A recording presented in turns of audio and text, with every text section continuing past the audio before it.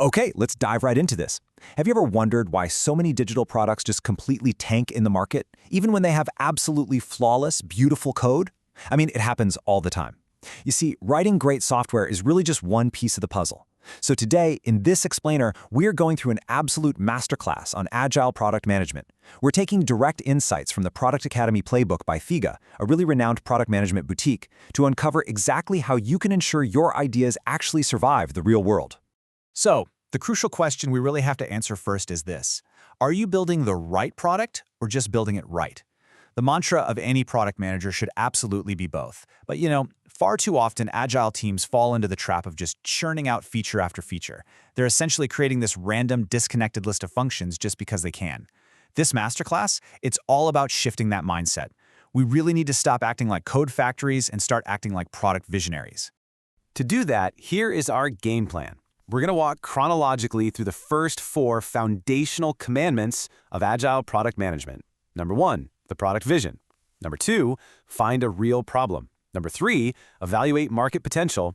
And number 4, build your roadmap. Okay, commandment number 1, the product vision. Look, without a vision, you're literally just wandering in the dark. A product vision isn't just some catchy corporate mission statement. It's the actual inventiveness that takes a high-level business strategy and turns it into a tangible working product. Think of your product vision as a golden thread. It's what connects your daily backlog, your story maps, and your release plans all together. It's the unifying force that gets your technical team, your marketing team, and your finance department all nodding in the exact same direction. If you want a structured way to actually build out this vision, Ash Maurya's Lean Canvas is kind of the ultimate tool for this. Notice the distinct divide here. On the left side of the canvas, everything is focused intensely on the product. The problem, the solution, the cost structure. But on the right side, the focus shifts entirely to the market. We're talking your customer segments, your channels, your revenue streams. And right there in the middle sits your unique value proposition. It's just a brilliant, holistic snapshot of your entire business model. But hey, here is a comforting reality check. Your vision does not have to be permanently set in stone.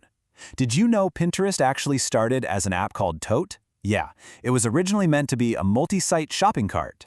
But after launching, the team realized users didn't actually care about buying the items. They just loved saving and sharing lists of products. So what did they do? They pivoted.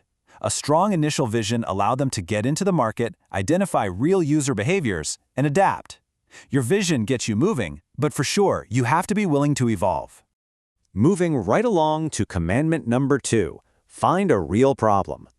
So the number one reason products disappear is simply because they try to solve a problem that literally does not exist. Moore's diagram of technology adoption shows us exactly why you need to test your ideas early to avoid this trap. Notice that big block right after the innovators? Those are your early adopters. When you're launching a minimum viable product, or MVP, you shouldn't be trying to win over the entire mainstream market all at once.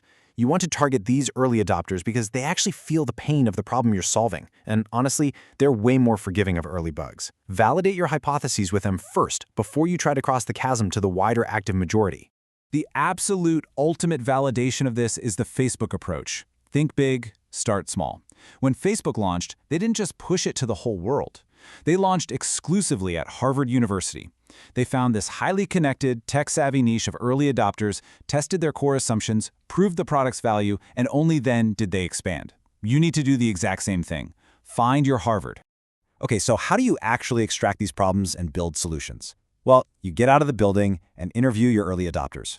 Once you confirm their pain points, you use the design thinking process. First, diverge. Gather your multidisciplinary team and just brainstorm wild solutions. Second, converge. Narrow all that down to the most viable ideas. Third, prototype. Use simple tools to build mockups with zero code. And fourth, test. Take those mockups right back to your panel and see if they actually try to pull out their wallets. All right, commandment number 3, evaluate market potential. Just because you found a problem and a few people who like your prototype doesn't mean you have a viable business. You need enough users to keep the lights on, right? You have to calculate your market size, and you can do this in 2 main ways. The top-down approach starts with a massive demographic, say all senior citizens in the US, and then you filter it down. Seniors who own a smartphone, who have a pet, who buy online. Suddenly, that massive number gets very, very small. Alternatively, the bottom-up approach is great for mature markets. You look at all your existing competitors, calculate their active user bases, and figure out what slice of that pie you can realistically capture year over year. Now, if you do all this math and realize you're entering a massive market packed with giant, mature competitors, don't panic. A crowded market just proves the demand is actually real, but you absolutely need what the lean canvas calls an unfair advantage to stand out. Think about Dropbox back in 2008. Cloud storage was already a crowded space, but Dropbox won because their unfair advantage was this impossibly intuitive, stable, and seamless design. Differentiation is for sure your best weapon in a big market. Before you write a single line of expensive code, you have to test if people will actually pay for this differentiation.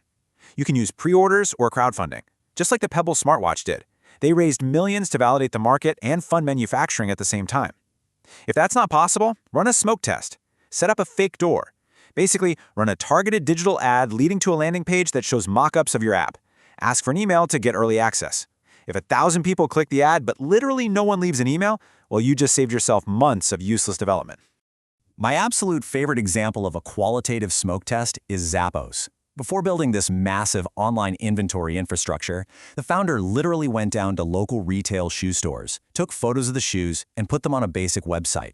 When an order came in, he walked back to the local store, bought the shoes at full price, and mailed them to the customer himself. It's genius, it's slightly hilarious, and most importantly, it proved the market existed without building a complex backend first.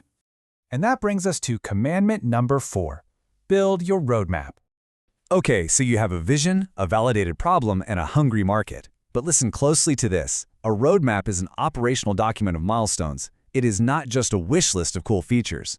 To build a truly effective roadmap, you need to connect your high-level business goals directly to the features your developers are actually coding. This is where the impact map comes in. It forces you to answer some tough questions. What is our goal? Who are the actors that influence it? How do we need their behavior to change?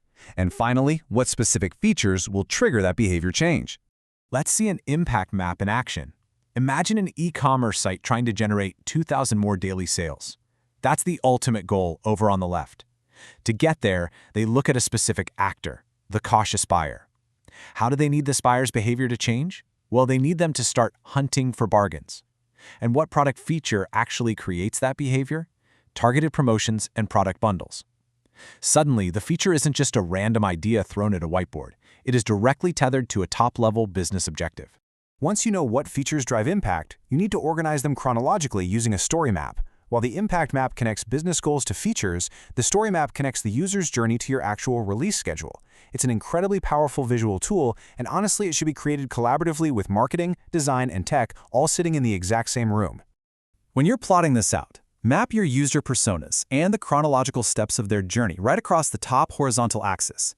Then, vertically underneath each step, you drop in the features required to make that step happen. Finally, you just draw horizontal lines across the board to group these features into coherent releases. So, Release 1 might focus entirely on just getting a user to complete a basic purchase, while Release 2 introduces, say, advanced recommendations. It literally turns chaos into a structured, executable plan.